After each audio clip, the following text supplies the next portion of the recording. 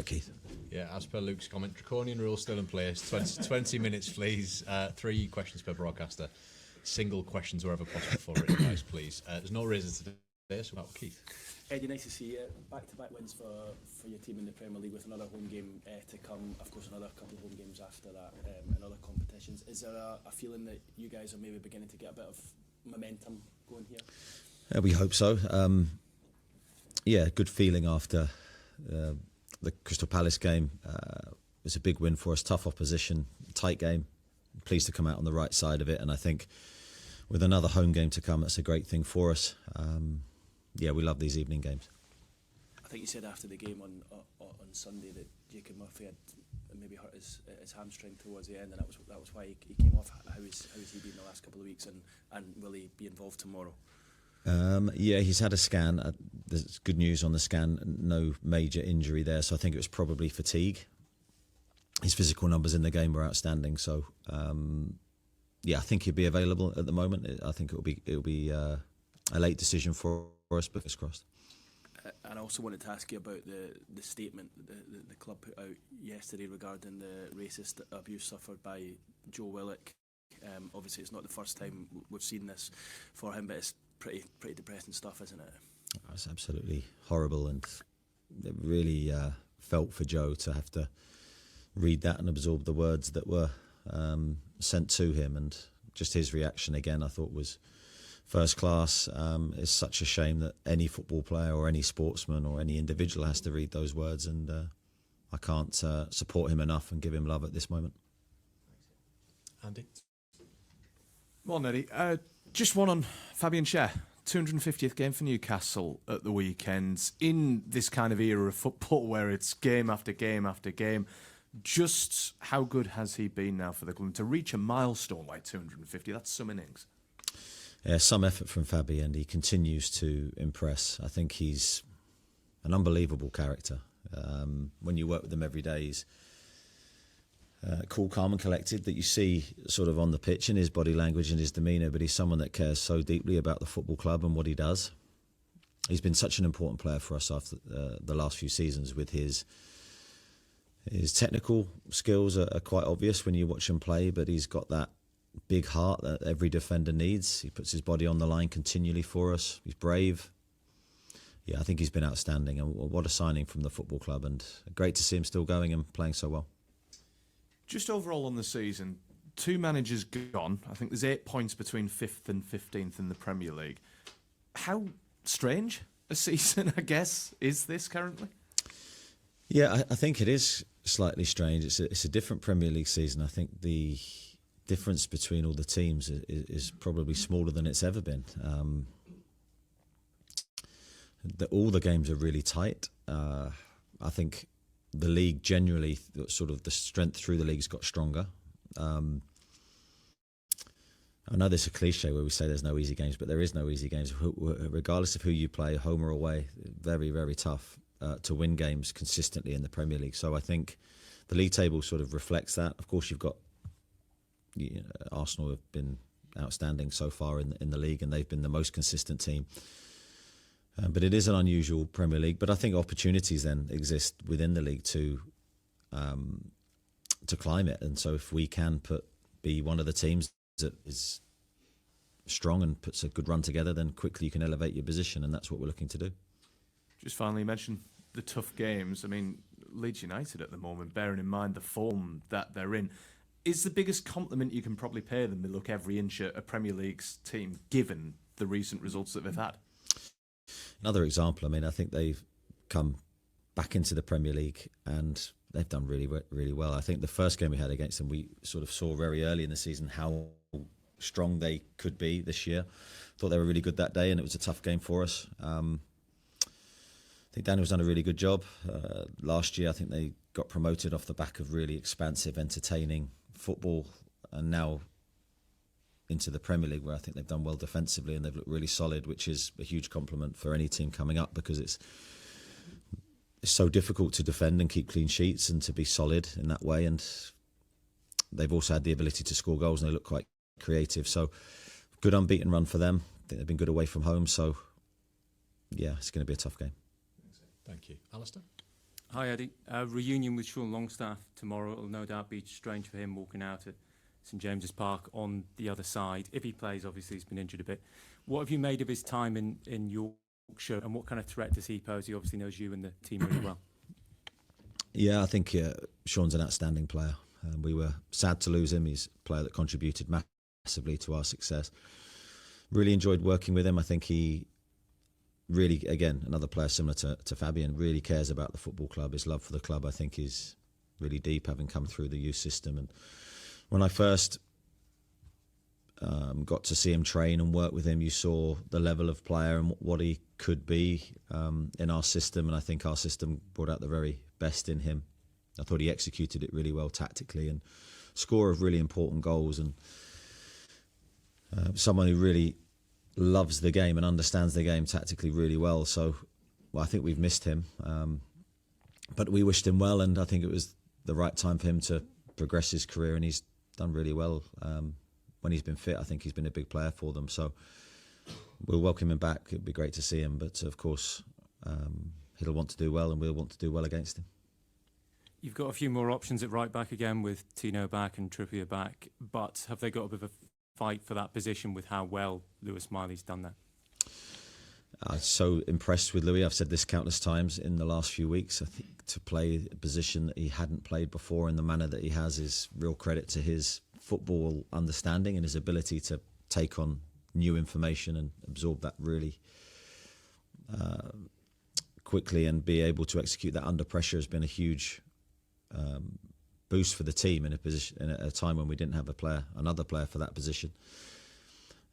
We'd take it on a game-by-game basis. I think Louis done really well. I mean, I think on the ball, especially the other day, on some really tight areas, he got out some really difficult spots with his range and his really good touch. And defensively, again, I thought he was outstanding. So let's see what we do for this game. And Anthony Elanga, is he available? How's he fitness-wise? Don't think he's quite there yet. We keep thinking maybe the next game, but it's just taking a little bit longer in the final stages than we'd hoped. So I think, yeah, he won't be long, but maybe not for this one. Thanks, Alistair. I've got to Damien, George, and then to Charlie, please. Morning, Eddie. Morning. Andy mentioned a couple of managerial vacancies that have come up. When you were linked with the Manchester United job a while back, you were unequivocal in your commitment to this club. Does that remain the case? And if so, what is it that excites you about this project? Yeah, absolutely. Nothing has changed from my perspective. I'm 100% here, working as hard as I can, head down, ignoring all the stuff that you guys write, whether it's good or bad, because it's irrelevant. It's about today's work and trying to prepare the team as well as we can for Leeds. So that will never change from my perspective. I think my commitment to my work and my job, as long as happy and able to express myself in the best way that I can to help the team, nothing will change. Thank you. George? Morning, Eddie. You are the fourth longest serving manager in the Premier League and 10th overall in the whole pyramid, I think. And you were at Bournemouth for a very long time over 2 spells. What is the key to longevity beyond just results? How much do you have to evolve as a manager, and what specifically have you done here? And if you think I've maybe asked 3 questions in one there, you have to try and dodge these rules. I laughed because longevity is such a strange one, because I don't set out to with time in mind. I set out to try and win games, and just really the next game, and then after that the next game and the next game. So you're working, I always find, week to week, game to game.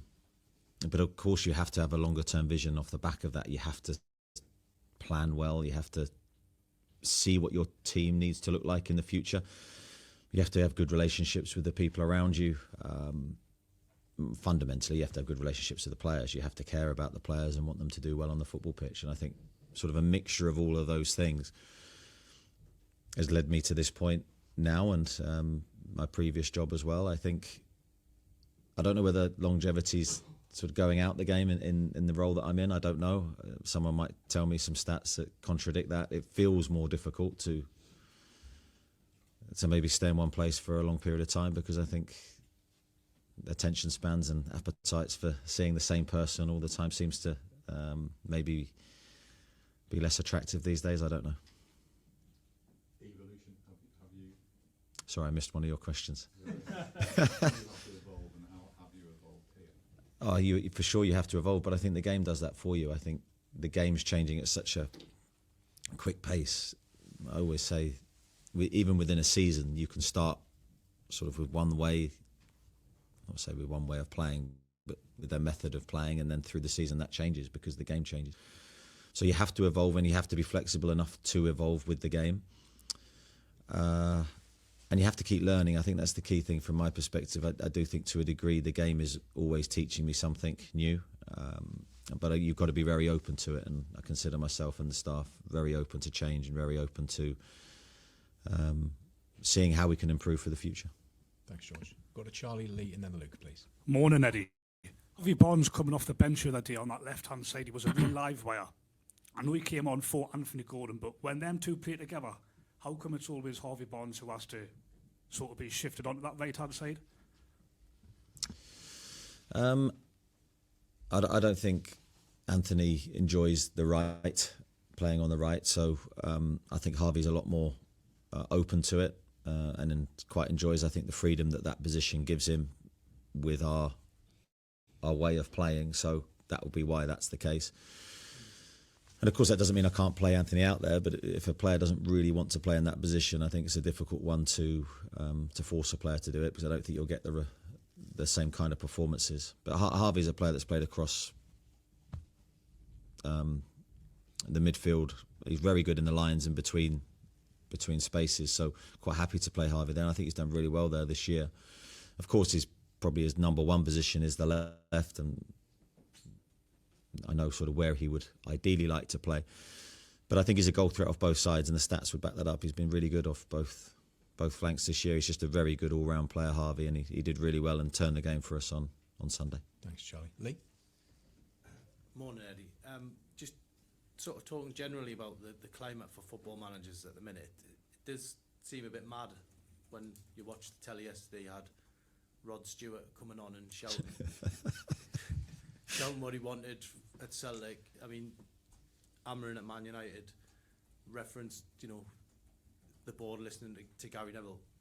What's it like for a modern day football manager when you do have all that noise swirling around and you're just trying to base it on football decisions? Yeah, I missed Rod, so I didn't see that, which was a shame. I think the climate for modern day managers is difficult. It is difficult. There's a lot more media and there's a lot more exposure to different opinions.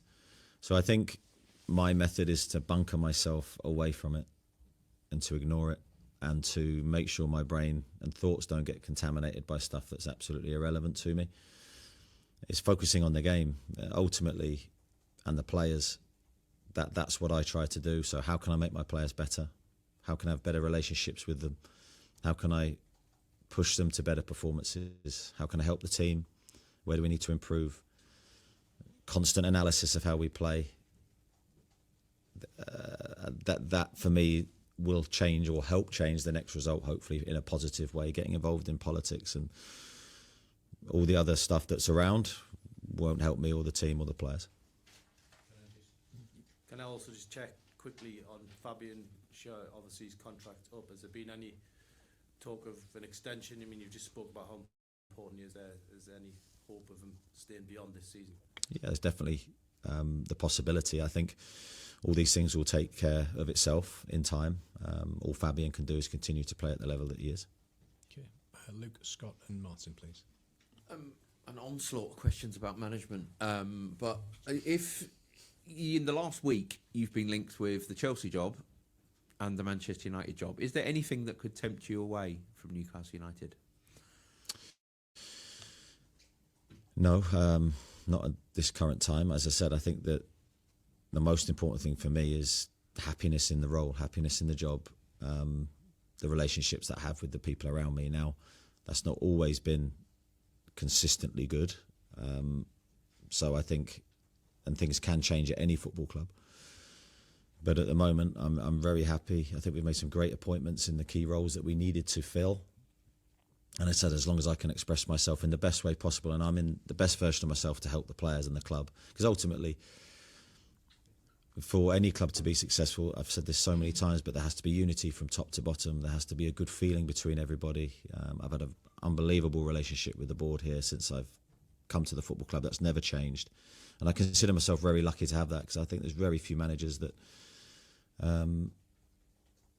have the time, as we spoke earlier, to build those relationships and to have the confidence and trust within each other. I think it's really important.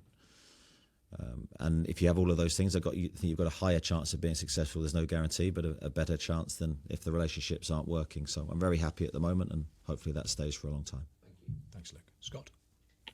Hi, Eddie. Probably just off the back of what Lee was saying on Fabian, really. You've got Fabian, you've also obviously got Kieran, who's out of contract at the end of the season. Two really, really big players.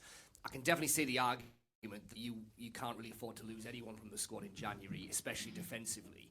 But then the flip side of that is the club probably can't afford to let senior players leave for nothing in a kind of PSR world.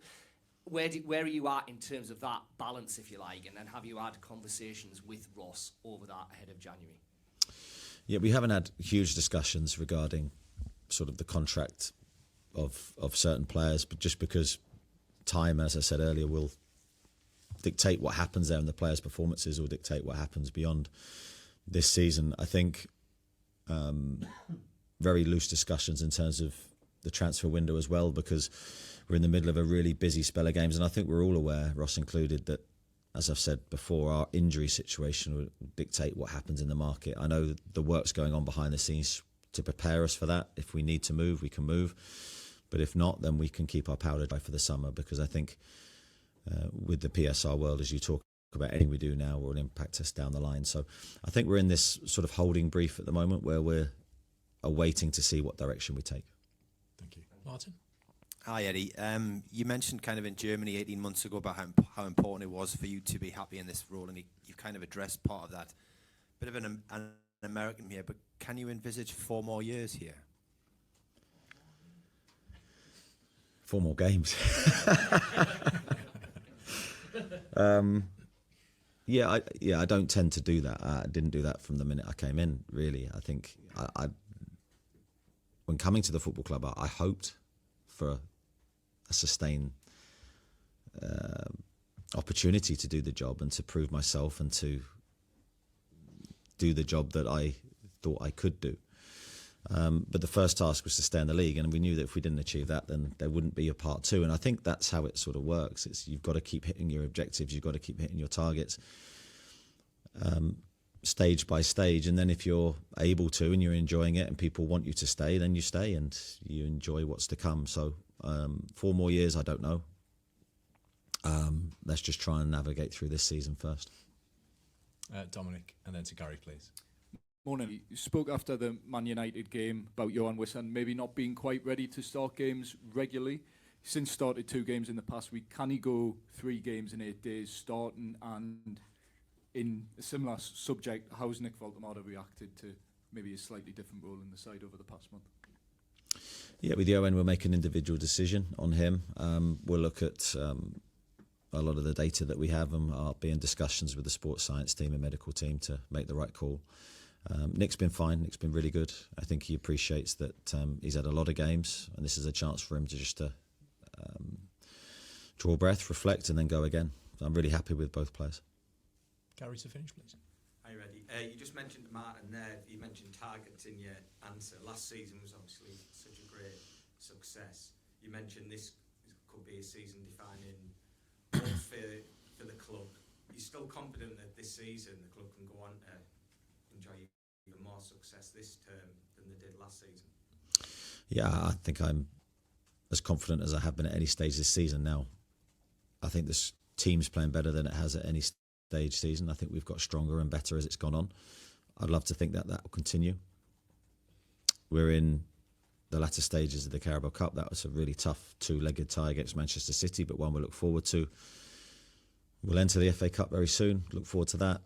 The Champions League's really finally poised. I think we've got some big games to finish that cycle of games, and the Premier League, I think we're hopefully building momentum and some big games to come. So I think we're in a better place. There's no guarantee on anything, but I believe in the group of players that we have. Thanks, everyone. See you tomorrow. Thank you. Cheers. Thanks a lot. See you soon. Cheers.